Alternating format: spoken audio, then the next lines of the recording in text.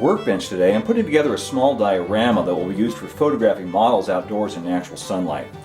As you can see, I've roughed in the basic contours of the landscape with some 1.5 inch thick white polystyrene beadboard. Now the white layers of foam are just the base of our rock formation. This will represent the eroded talus slopes down below our butte. For the butte itself, I'll be using a different kind of foam. Now this is gold polyurethane carving foam. It's the same kind of stuff that's used by Walt Disney Imagineering and Hollywood special effects guys to do the models that they make. It's sold commercially as balsa foam, and you can get it in sheets or blocks from better stocked and art and craft suppliers. What I've done here is I've taken a 9 by 12 inch by 1 inch sheet and cut it up with a razor saw to form the basic shape of our butte. I've also glued some blocks here down below to add thickness and give it more of a 3D shape. Now, you don't want to use a hot wire cutter on balsa foam. The stuff is just too dense for that. Good old hand saws and hobby knives are really the best thing. Now we're just about ready to start carving, but first I want to scribe in some horizontal lines to help to remind me where the different layers of rocks come together. Remember, for Canyon Country Rocks, it's all about representing the different sedimentary layers. To do that, I'm just going to use a pencil and a straight edge.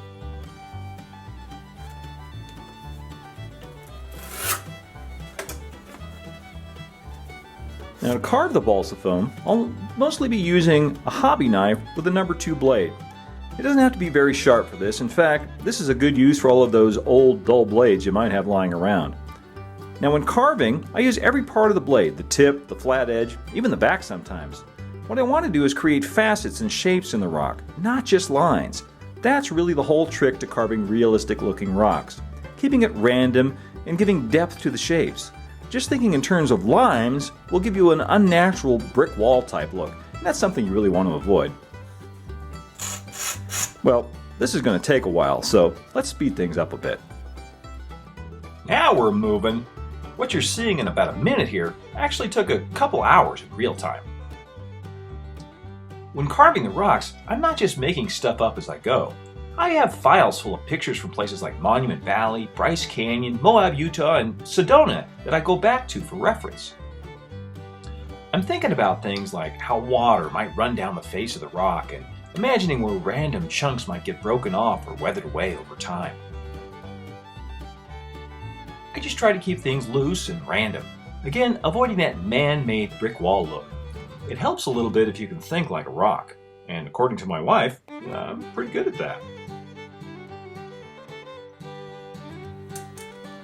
Some bamboo skewers and power grab adhesive will help hold the butte in place.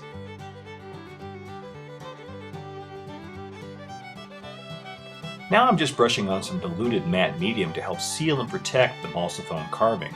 This also cuts way down on the dust and will help the Sculptamold stick to the foam in the next step. Sculptamold is a mixture of plaster and cellulose. I mix it up in plastic bags so I can snip off a corner and then just squeeze it out like a pastry tube. A wet brush is handy for blending it into the nooks and crannies.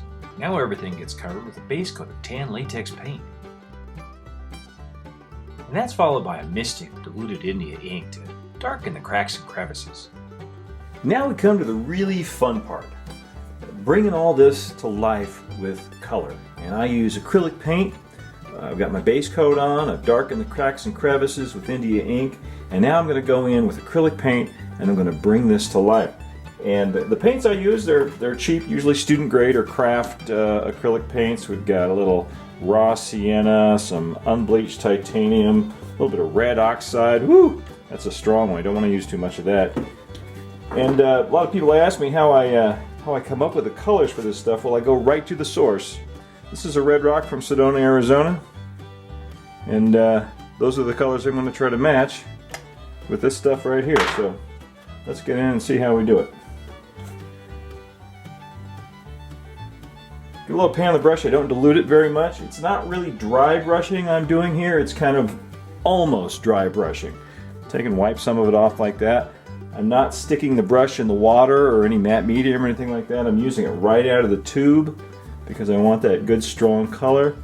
And I'm just gonna start right here in the middle.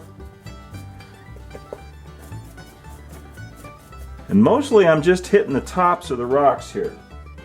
I'm not really trying to get back into the cracks and crevices. We've already painted those.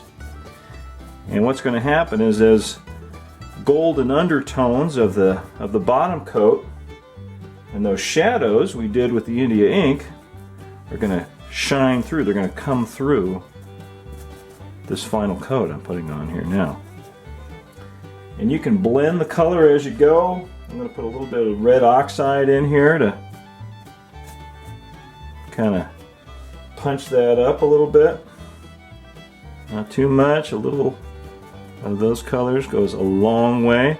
And you can blend it right on there. It just starts mixing in with the paint that's already there. Kicking it into overdrive, you can see I'm working from darker tones to lighter tones and blending as I go. It helps a lot to work wet into wet, so the colors will blend easily together. Just like with the carving, I'm thinking about how the rocks might have eroded and weathered over time, and I'm going back to my photos for reference, looking for the subtle changes in tone between one rock layer and the next. One nice thing about acrylics is that if you mess up and get the colors too strong, it's easy to go back and paint over. The last step is to add in the highlights, going back in with the lightest tone and punching up where the sun hits the rocks. To simulate soil on the eroded slopes below, I'll stipple on some sandstone-colored polyblend sanded grout mixed up with a little water. Now to make some erosion lines with a pencil. Some thin washes of acrylics are brushed on to blend the sanded grout with the carving. A good soaking with diluted matte medium, and then it's time to sprinkle on some real dirt, sand, and rocks that I collected in Sedona, Arizona. And finally, some track ballast, some weeds, and some other desert plants to finish off the diorama. And here it is, photographed outdoors in the beautiful Arizona sunshine. I hope some of you will give carving rocks from foam a try. It's the best method I've ever found for modeling canyon country scenery. That's about it from Thunder Mesa Country. Adios for now. There's a lot more to see here at Thunder Mesa Studio, so stick around, smash that like button, and don't forget to subscribe.